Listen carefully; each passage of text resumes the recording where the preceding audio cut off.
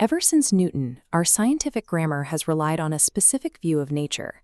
We observe a universe of inertial tendencies, governed by external forces, settling instant by instant into a predictable equilibrium.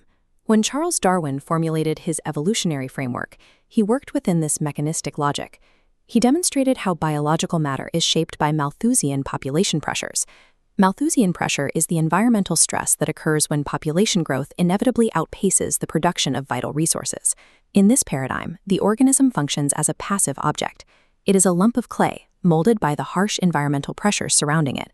This model successfully explains the survival of the fittest through the rigorous application of spatial, mathematical, and genetic modeling. Yet this reliance on external forces leaves a specific gap in the biological record.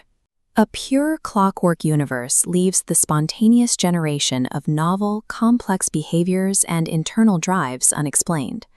Classical mechanism explains how existing forms are eliminated. It struggles to account for the actual arrival of the fittest and the sheer creative spontaneity required for life to iterate upon itself. In his 1907 text, Creative Evolution, the philosopher Henri Bergson proposed a solution to this gap: the Élan Vital. The Élan Vital is an internal drive, or vital impetus, that compels organisms to develop increasingly complex forms. To modern, empirically trained ears, invoking a spiritual force to explain biology sounds like inserting a ghost into the machine. Bergson's actual critique is more rigorous. He argued that discounting inner drives entirely and relying solely on external forces reduces living, breathing organisms to dead, inert matter. Earlier evolutionary theories, like the anonymously published Vestiges of the Natural History of Creation, relied on purely hypothetical impulses that defied scientific grammar. Bergson, however, sought to ground this vital force directly in observable biological reality. He identified a core conceptual failure. A purely spatial, mechanistic timeline cannot account for the holistic, self-organizing structure of the living animal. If we step away from Bergson's 19th century terminology, we can translate his argument into the modern phenomenology of emergent complexity. Stripping away the magical connotations reveals a framework for biological plasticity that treats the organism as a whole which produces its parts. Outright dismissal of Bergson restricts the biological sciences to a reductionist paradigm. It traps us in a model that fails to treat the organism as an active, self-determining subject. The foundational assumption of mechanism is that any biological function can be decomposed into a continuous, unconditional chain of physical or chemical reactions. As we read in Merleau-Ponty's The Structure of Behavior, organic structures cannot be derived merely from the reciprocal linear determination of their parts. He defines the individual organism as an irreducible, specific capacity of reaction that modifies its environment according to the internal norms of its own activity. The living creature clearly operates using standard physico-chemical elements, but it subordinates these elements, forcing them to knit together into wholly new, irreducible relations. Accepting this does not require injecting an unintelligible break into scientific law. It requires accepting a higher-order structural causality. Vitalism, in this structural sense, recognizes that an organism operates as a holistic structure that exceeds the sum of its physico-chemical components. The philosophers Gilles Deleuze and Félix Guattari expanded this logic through their concept of Zoe, the generative, creative force of self-organization inherent in material systems. Deleuze detaches the concept of life from the strict boundaries of the biological organism. He frames it instead as a broader capacity for novel emergent properties across any material system. He identifies a process called destratification. This occurs when a material system breaks out of its predictable, homogeneous layers to achieve spontaneous, creative novelty. Highly heterogeneous elements mesh together to achieve emergent, nonlinear effects that classical physics cannot easily predict from the isolated parts alone.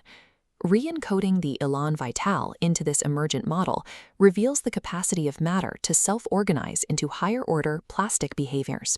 This conception bypasses the dichotomy between a vital life force and mechanistic biochemistry. The vital force is the empirical observation of emergence. It is the precise point at which biological complexity becomes its own causal driver. If the organism is its own causal driver, we must shift our analytical focus outward, from the internal structure of the animal to its active relationship with the external environment. Michel Dufresne challenges the view of a static environment passively shaping a species. He introduces the concept of reciprocal adaptation. Dufresne offers a specific phenomenological example. A certain kind of wolf exists for the Siberian forest, exactly as the forest exists for the wolf. The biological a priori of the wolf, its innate aggressiveness and specific style of life, corresponds inextricably to the cosmological a priori of the forest. An a priori is a pre-existing condition or innate framework that makes a particular experience possible. In terms of adaptation, the organism preforms the environment within itself. It adjusts to the terrain while simultaneously projecting its own behavioral norms outward. Dufresne argues for a radical counterpart. The environment actively arranges itself for the sake of the organism, establishing an external finality between the two. Life does not merely adapt to a dead world. The Élan Vital formats a co-constitutive feedback loop where life and environment actively shape one another. The pure mechanistic worldview contains a fatal philosophical flaw. It relies entirely on spatialization. Treating life as a series of frozen, instantaneous spatial cross-sections strips the organism of its lived reality. Paul Ricoeur noted that observing life purely objectively reduces it to the physico-chemical order. Time is experienced merely as a principle of alienation and dispersion. The ultimate Bergsonian corrective is that biological life must be understood primarily through the dimension of time, as a continuous, indivisible process of growth. Viewing an organism merely as an accumulation of dead spatial facts misses what Hegel termed the restlessness which reposes in itself. In this biological context, freedom is not human conscious free will. It is the organism's active revolt against dead values in the sheer inertia of matter. This aligns with Merleau-Ponty's assertion that the animal operates as a gentle force that regulates, makes detours, and asserts its own temporal inertia against the physical world. The union of soul and body in Bergsonian terminology is the concrete, empirical union of this temporal freedom and biological life. To understand the Élan Vital requires abandoning the view of the organism as an object in space. We must recognize it as an ongoing, unified event in time. We return to the tension between the rigid steampunk clockwork machine and the flowing energy of emergence. Accepting the Élan Vital does not mean abandoning empirical science or reverting to mystical animism.